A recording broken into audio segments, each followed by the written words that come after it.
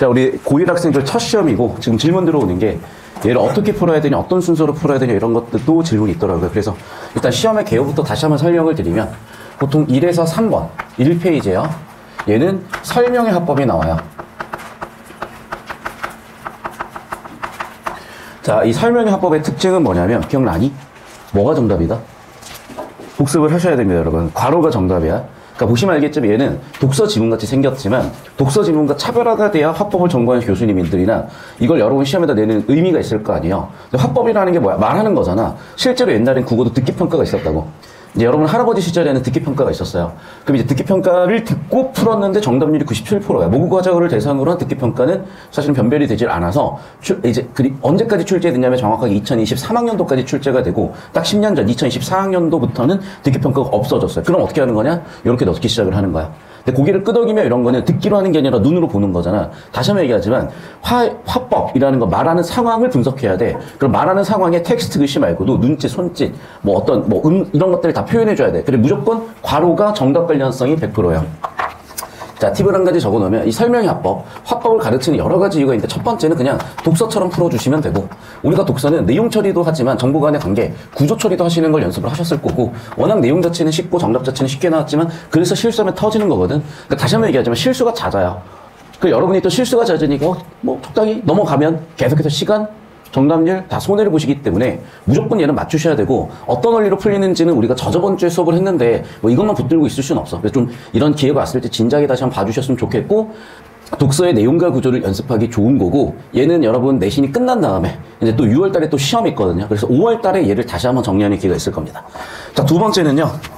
보통 4에서 7번이고 항상 그런 건 아닌데 일반적으로 거의 90% 이상 이렇게 형성이 돼요.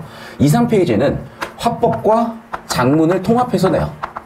그리고 보통은 대화가 나오는데 여러분이 이 대화 문제를 계속 왔다 갔다 하느라 시간을 엄청 많이 쓰게 돼. 그래서 예를 들면 선지를 보면 지연이가 무슨 얘기를 했냐? 그럼 지연이 대사 찾아가가지고 무슨 얘기하고 있지 다 보고 있는 거야. 그러니까 여러분 어차피 이제는 이게 나올 문제들이 정해져 있는 거거든. 그러니까 저 따라오시면은 얘도 마찬가지로 주고받는 대화 속에 얘를 관통하는 지배적인 정보가 있어. 그게 바로 주제일 거 아니에요. 그러니까 당연히 가장 정보가 높은 정보인 먼저 주제 처리를 하시고 두 번째는 이런 거야. A라는 애가 주장을 했어. 그러면 이제 B라는 애가 나타나서 그거에 대한 반박을 해. 그럼 C라는 애가 나타나서 반박을 했으니까 대안 제시를 해. 그럼 D라는 애는 거기에 대해서 인정을 한다든지 아니면 다시 A가 나타나가지고 동의를 한다든지 이런 식으로 내용이 중요한 게 아니라 각 대사의 역할들이 중요하고 이런 걸 처리하면 선지에 그냥 그대로 보이실 거예요. 자, 보시면 보일까? 저도 와볼까요? 뭐뭐 한 후 토론 주제를 언급하고 있다. 그러니까 토론 주제가 뭔지는 안 물어봐. 뭘 물어보고 있는 거야? 전후 관계, 정보 간의 선후 관계를 묻고 있잖아. 어디서 틀리냐? 정보 간의 선후 관계에서 틀리게끔 설계를 하는 거야. 무슨 말인지 되셨어요? 선생님 내용일치로도 풀리는데요? 풀려. 그건 초등학교 수준이야. 고1 수준, 시험 문제 수준이야. 변별력 없어. 올라가면 올라갈수록, 학년이 올라갈수록, 등급이 올라갈수록 제가 방금 얘기한 부분에서 변별되기 때문에 이것도 근거. 주장을 해서 야, 너 근거 얘기해. 주장과 근거가 정보가 완결되는 형태이기 때문에 주장만 하지 말고 그 주장을 뒷받침해서 근거를 얘기하죠. 이런 식으로 논리관계를 묻는다고요. 이걸 지금 여기 많은 학생들이 국어를 제 수업을 통해서 처음 입문하고 있거든. 이게 되게 바람직한 현상이에요. 왜냐하면 국어를 여러분이 다른 학원을 다녔다든지 비판하는 건 아니야. 근데 일반적으로 국어공부 해놓는 거 보면은 좀 이따 같이 하겠지만은 요런 것만 분석을 해. 자, 무슨 법 쓰였어? 무슨 법 쓰였어? 무슨 법 쓰였어? 해야 돼요. 해야 되는데 이건 다시 한번 얘기하지만 10년 전 여러분 할아버지도 시험 치던 시절에 그 시절의 변별력을 가지고 있었던 개념은 문제인 거고 이건 진짜 많이 쳐줘도 딱 고1 때 끝입니다. 자, 세 번째 3페이지 4페이지 넘어가는 이 부분에 8번에서 10번 여기는 설득의 장문이야. 보통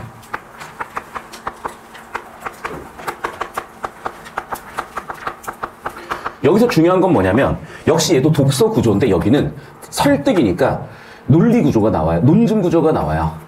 그래서 논증 구조라고 하면 뭐가 논증 구조지? 주장과 근거가 있어야 논증 구조예요. 자, 이거 몇 번 설명드렸었는데 주장 근거에 좀 더 얘를 풍성하게 만드는 논술적인 기법이 있다고 그랬었지. 뭐가 들어갈 수 있다? 도입이나 전제가 들어갈 수 있다. 근거를 뒷받침하는 예시가 들어올 수도 있겠다.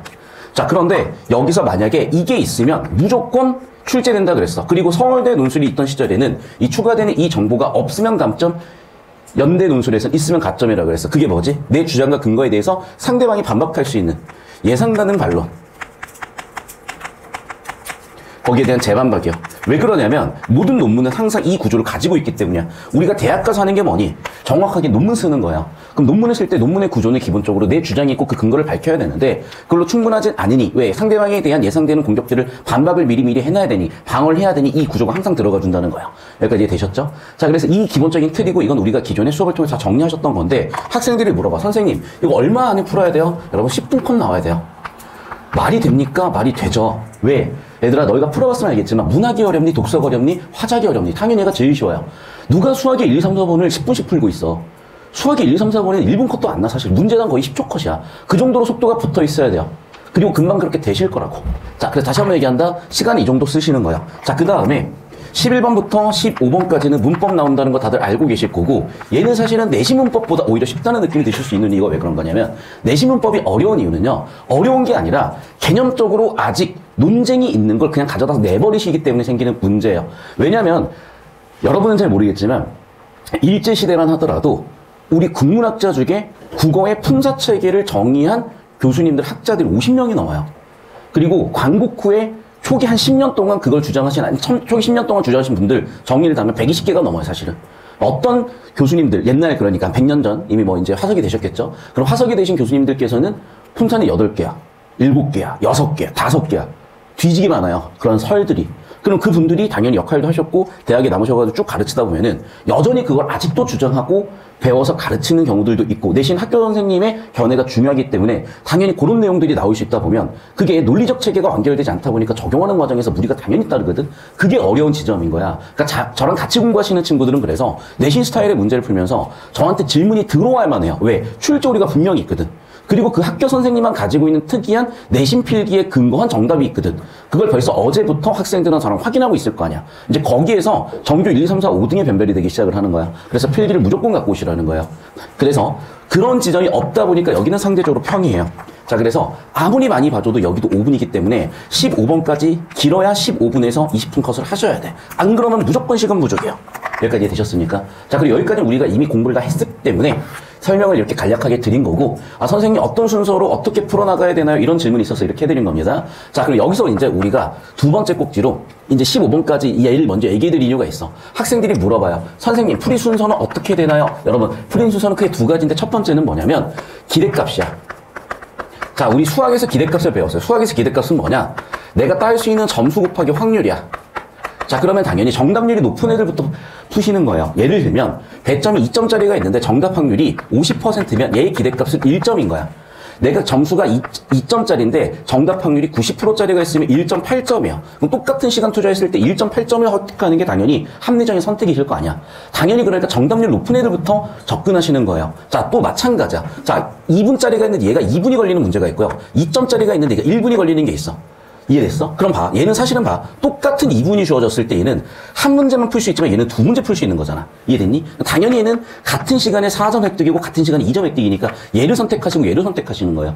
그게 국어에서는 당연히 뭐겠다? 1번부터 15번까지야. 그래서 다시 한번 얘기하지만 순서 1순위는 1번부터 15번까지인데 왜 그런 거냐면 1번부터 15번이 뭐가 높기 때문이다? 정답의 확률, 정답률이 높기 때문이다. 두 번째는 뭐다? 시간이 적게 걸리기 때문이다. 그래서 두 가지 측면 때문에 기대값이 높아지기 때문에 여러분은 무조건 1번부터 15번까지 쉬운 애들부터 푸시는 거고 여기 갖고 계시면 됩니다. 자, 그러면 우리가 여기서 확인할 지점은 뭐겠어? 수학을 푸실 때도 이런 식으로 어려운 것부터 푸는 게 아니라 정답률 높고 간단한 문제들부터. 영어도 마찬가지고 일단 점수 확보야. 내신 두말할 필요도 없어. 그럼 여기서 파생되는 팁이 뭐냐? 이거야 얘들아. 내신 풀 때 다른 과목도 마찬가지야. 이거 정말 잘 들으셔야 돼. 어떻게 하시냐? 못 푸는 문제 붙들고 계시면 안 돼요. 봐봐. 내신이 보통 예를 들면 수학 같은 경우에 30문제 60분이라고 쳐봐. 그러면 여러분 마킹까지 해야 되기 때문에 절대적으로 2분으로는 부족한 거야. 근데 평균적으로 한 문제 2분, 3분, 4분, 5분이 쓰기 시작한다? 벌써 세 문제를 거기에다 꼬라박았잖아. 근데 내신은 배점이 다르기 때문에 예를 들면 3점짜리 3개, 10점짜리 문제를 3배의 시간을 쓰는 건 상관은 없어. 무슨 말 이해되셨죠? 그러니까 무조건 시간 배분인 거야. 팁을 한 가지 드리면 딱 봤을 때 2분이 넘어갈 것 같으면 얘는 그냥 넘기시는 게 나아요. 그래서 확실하게 점수 나오는 것부터 푸시는 게 나아. 근데 이거는 기술적이고 수학이라는 과목을 제가 지금 가르치고 있는 건 아니기 때문에 팁만 드린 거라서 여러분 잘 고민해 보셔야 되는데 무슨 얘기냐? 이것도 공부 경험이 많아야 돼. 그럼 뭐냐? 봤을 때 아 얘는 만만해. 내가 점수를 낼 수가 있는 애들이야. 당연히 거기다 시간 쓰시는 거고요. 어차피 못 풀 문제라고 판단이 들면 걔를 뒤로 밀어놓으라는 거야. 이해됐어? 그런 식의 전략을 하시게 되면 똑같은 시간을 써서 누군 60점인데 누군 70점, 80점이 나와서 등급이 한 등급 올라가고 두 등급 올라가는 이 경험을 하실 거야. 다시 한번 얘기한다. 이제 여러분은 한 달 안쪽에 무조건 내신을 치르실 거기 때문에 이런 시험 상황에서 전략들이 필요한 거고, 다시 한번 얘기하지만은 정답률도 낮고 시간도 많이 걸리는 애들은 후순위로 미룰 줄 알아야 돼. 이해됐어? 다시 한번 얘기한다. 순서는 뭐라고? 정답률이 높고 시간이 적게 걸리는 게 앞순위. 정답률도 낮고 시간이 오래 걸리는 건 당연히 기대값이 낮으니까 후순위야. 이것만 기억하셔도 1, 2등급 바로 바뀌어요. 아시겠죠? 자, 세 번째. 그럼 얘를 적용을 해보자. 뭐가 어려웠어요? 독서가 어려웠어요? 문학이 어려웠어요? 그러면 독서부터 푸시는 거죠. 독서가 어려워서 문학이 어려웠어. 문학이 어려웠어요? 보통은 독서가 어렵다고도 하거든. 그러니까 자기가 체감적으로 자신이 없는 걸 뒤로 미루는 게 확률적으로 맞아. 왜? 그 시험이 독서가 어려울지 문학이 어려울지는 랜덤이잖아요. 말 그대로 그냥 모르는 거야. 근데 일반적으로 내가 이미 난 독서가 약해. 그럼 문학도 푸시는 거고, 나는 문학이 약해. 그럼 독서부터 푸시는 거야. 이해됐어? 그러니까 자기의 강점이 있는 것부터 먼저 푸시는 건데 당연히 100%가 아니야. 가위바위보 같은 거야. 예를 들면 내가 독서가 강해. 근데 이번에 독서가 어렵게 나와서 독서부터 풀었으면 걔는 손해를 보겠지. 그럼 다시 한번 얘기한다. 독서가 어려울지 문학이 어려울지 확률이 2분의 1이라고. 근데 내가 강한 건 정해져 있잖아. 이해됐어? 정해진 변수로 가시는 거야. 어차피 확률은 2분의 1이니까. 됐어, 여기까지? 다시 한번 얘기하지만 강점이 있는 것부터 먼저 풀어나가셔라. 자, 네 번째는 뭐냐면 이게 좀 아쉬운 지점들 중 하나고, 제가 여러분들한테 이제 내신 기간이 끝나면 하루에 한 지문 풀 수 있는, 하루에 한 지문으로 1등급 나오는 111 프로젝트라는 거를 우리 현장 강의 학생들 대상으로도 진행을 할 건데, 이제 여러분 독서는 더 이상 새로운 소재가 나오질 않아요. 무조건 나오는 소재가 다시 반복해서 나와. 그러니까 머릿속에 담겨져 있어야 돼. 그래서 그거를 제가 계속해서 보여드릴 거고, 이거를 한 200지문만 하시면 되는, 나 존나 많은데요? 아니, 여러분 하루에 한 지문씩 하시면은 그냥 1학년 안에 끝나요. 이렇게 해주실 거야, 독서는. 두 번째는 문학도 마찬가지인데, 문학도 마찬가지로 200지문 정도 하면 끝나, 그냥. 그래서 이거를 1년 안에 끝내실 거면 2개씩 하시면 되고, 뭐 하루에 하나씩 하셔가지고 2학년 1학기까지 보실 거면 그렇게 하시면 돼. 그럼 보통 2학년 1학기까지 해가지고 고정 1등급이 나오실 거고, 이게 됐으니까 다른 과목을 더 하시든 아니면 유지를 하시든 그때 하시면 되겠어요. 여기까지 이해되셨습니까? 그래서 공부 순서랑 방향을 들었는데, 마지막으로 다시 한번 얘기하지만 1번부터 15번까지는 화법, 작문, 문법이 나오고, 너무 시간 의식하지 마. 근데 여러분 자꾸 물어봐. 선생님, 얘 몇 분 안에 풀어야 되나요? 계산을 해보자. 역산을 해보자. 80분에서 우리가 마킹하는데 5분을 썼다. 얘 많이 써줘봐야 15분이에요.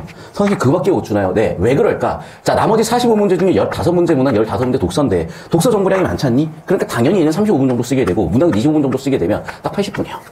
이해되셨어? 그러니까 시간이 없어. 그리고 아시다시피 독서 세 지문, 문학은 세 지문 또는 네 지문 나오게 되는데, 세 지문이라고 보시더라도 여러분 딱 보시죠. 12분이야. 한 지문에 많아야.